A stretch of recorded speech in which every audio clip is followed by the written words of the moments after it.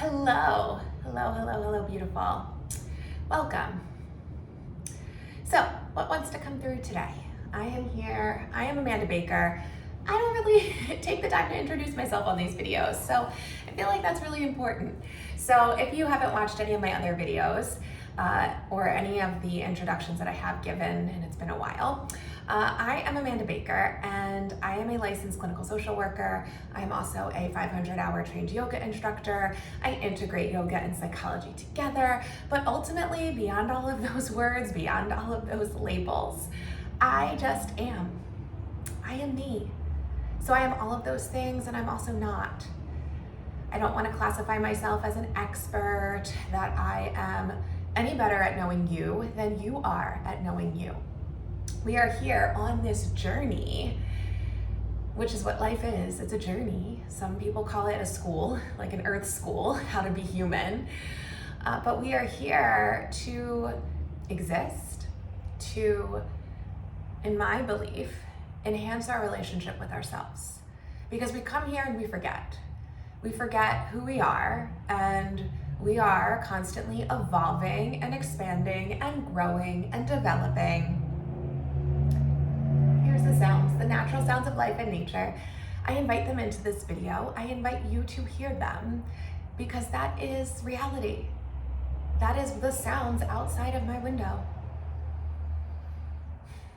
Listen. Things that are manufactured, things that are made, things that are controlled. But also I want to not control the words that I say that come out here, because I am just what I believe channeling some sort of consciousness. I'm conscious at what I'm doing, but I'm not thinking, I'm not planning. So I am not going to control necessarily the sounds that are outside of this room, or if anything falls. Anything can happen at any moment. And I trust that my body, my mind are open and willing. That's not to say that maybe in the future I decide to have better sound quality, maybe use a mic, maybe.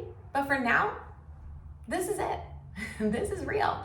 This is me showing up from a place of passion, from a place of desire to connect. I deeply desire to connect on so many soul levels, on the level of acquaintance, on the level of offering, on the level of friendship, on the level of shared experiences, on a level of authenticity, on a level of perhaps romance, perhaps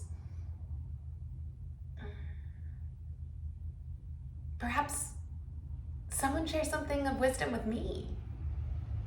And I don't do this for that, but I know that because I show up here, that others are going to do the same.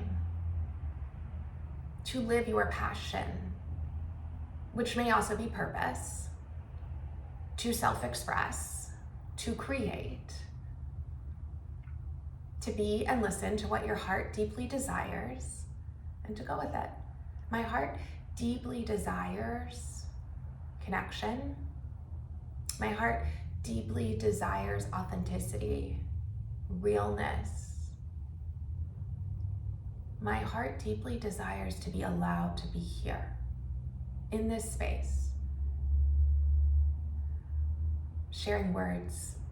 So if we go way back, way back, not like way back, because I'm thinking only like 30 years back, 32 years back. I would write, I would make up, I would have lyrics in my head. I love and loved music.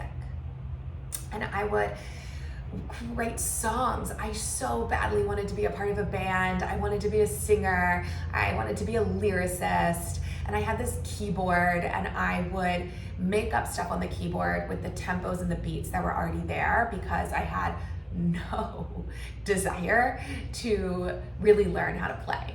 I took lessons and I didn't practice, and I just wanted to make it up. I didn't want to know the actual structure and way of playing a piano and reading music. I wanted just to be able to play. And so I would sit there for hours just making different beats with the buttons that were there and writing songs and then recording them. And I wrote songs about daisies and school and my favorite color. I was an only child. Still guess I am an only child. And to be honest, as much time that I had to myself to be in my imagination, to play and to create, I was also very lonely. And I deeply wanted a sibling. I deeply wanted real friendships. And I guess I just wasn't sure how to actually cultivate them.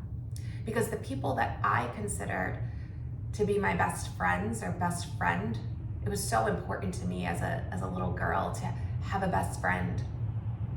And the few that I would name as my best friend always had somebody else, or tended to. I noticed the language that's used. They tended to have somebody else that they identified as their best friend. And I wondered, well, why am I not your best friend? Why am I not chosen as your best friend? It was really hard for me. I was labeled or considered shy. I tended to myself. I was quiet. And I didn't know then, what I know now, is I was really anxious, like very anxious. I struggled with separation anxiety. I cried. I think it was like first grade maybe. Every day going to school. I was terrified that I wasn't going to be picked up. And I'm not even really sure where that fear came from, because there was a day where I was not picked up from school. I was the last one there, and I think I was mortified. I was so embarrassed. Not embarrassed that one of my parents, forgot, but they didn't actually forget. They thought someone else was picking me up, and that person thought somebody else was picking me up. And so I wasn't concerned that they forgot me. It was this belief that I'm forgettable is what developed, or a fear, I will be forgotten. And just let that hit for whoever that resonates with, because that's deeply embedded in me. And so I worked really hard to be significant. Hi, I'm an Enneagram 4, if that matters at all. And I've so worked so hard to figure myself out, to do all of the personality indicators, to label myself as an Enneagram 4 or INFJ, and those are fun. They are fun. I don't regret doing that, but what I know now is that none of that matters. And I'm a therapist helping people figure themselves out. I've been in therapy myself for 20 plus years, trying to figure myself out, and there's nothing to figure out. Like, mind blown. There's nothing to figure out. We just are. But, do we want to stay in the limitations, in those stories? I mean, it's great. It is so powerful to bring things to awareness, but you don't need to necessarily analyze them or have a specific model in order to know yourself. Just listen to yourself, sit with yourself. We live in a culture that really resists that, because it's, well, figure yourself out and hustle and work really hard and consider all these other things, consider other people, be a certain way. I mean, there's the sounds. Thank you. It's just nice to be here with you. Like, it's incredible. It is incredible that we have this technology where, even though we're not in front of each other having a direct conversation, I feel like I'm with you, whoever I'm speaking to. And then part of that, like, this is also me. This is where I come and also get to listen to me. I do this also for me. If one person watches this video, awesome. If one person likes and comments, awesome. And I love that. I love if you just let me know, hey, I watched this. You don't even have to give your opinion. Just say, hey, I listened. I was here with you. But I show up here consistently because it also lets me know that I'm incredible. I'm worth listening to because I listen to me and I get to know myself. And what I'm telling myself now, which is also resonating and landing and vibrating with you, is that through going back and just sharing my story with myself, instead of even a therapist, and it's funny because I am a therapist, so it's like I can be my own therapist, but sharing it without naming like, oh, what diagnosis do you have? Or what symptoms do you have? How can we heal that? I'm my own healer. I'm my own magic. You're your own healer. You're your own magic. But the stories that got played, I'm forgettable. I'll be forgotten. I'm alone. It's hard. It's hard to connect. Hard to connect. Connection is easy because we remain open. But I likely and scared me that often felt alone because of being an only child. Like, that's just a story I told myself. Doesn't have to be true. I likely felt like I needed to be a certain way to make other people comfortable, and to be good, or I needed to be quiet, or couldn't express myself because my feelings aren't understood or not listened to, not accepted. Extremely and incredibly anxious. Not knowing it was anxiety, thinking I just had stomach aches all of the time. Would feel like unsettled or something bad's gonna happen. I'm not that person anymore. I've evolved naturally, and I'm so proud and impressed of all the things that I've done, even in the midst of having to figure it out, even in the midst of going to different professionals, even in the midst of the ways that these beliefs and paradigms would show up in my interactions with other people. What does it mean to be a best friend?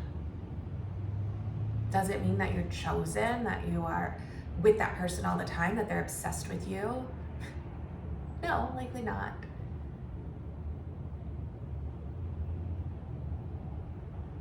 It's care, it's kindness, it's trust. The connection exists despite contact. It doesn't have to be best. No one needs to be first.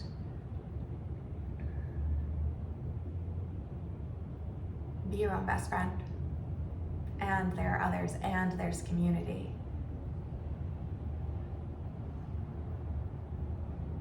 And there's listening to what your heart deeply longs for.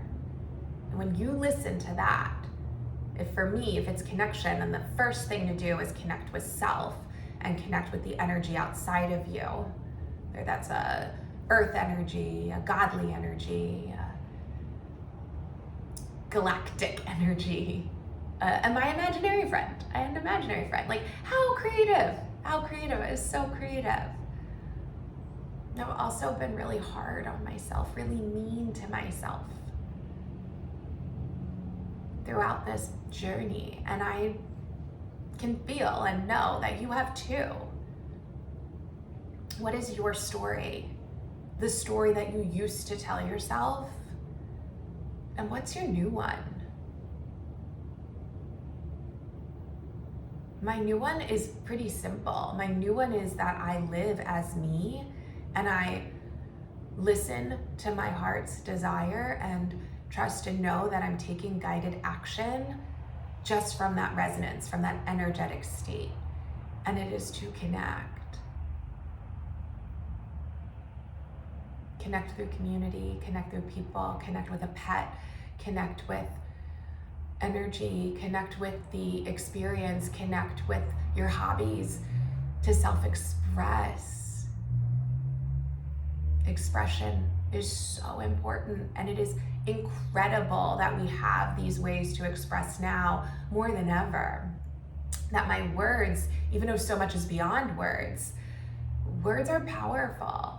And I've been doing that my whole life, but I suppressed it for a period of time too, where I didn't write. I started writing 6, 7 years old in lyrical melodic melody form. And I never thought anyone would listen. I wasn't listening. And I'm listening now. And you are too. Take the time. Sit with yourself, do the breath work, do the meditations, do the body movements with you. That's what's also neat about these platforms is that you don't have to go to a class to do it. It's great to be in community and also with yourself. Wake up and take 5 minutes and listen to a guided non-sleep deep rest or yoga nidra, or do some of the yoga movements in this beautiful space that you create. Create it. Create it how you want it to look. It doesn't need to be an altar with a ton of candles. It can be yours, how you envision it. Bring it to life in that place of nothing. Go into your breath, into stillness. Let everything move out of the way so that there's nothing. Take away the meaning, take away the story, erase it. Let there be nothing and see what shows up. And that's scary for many of you, myself included.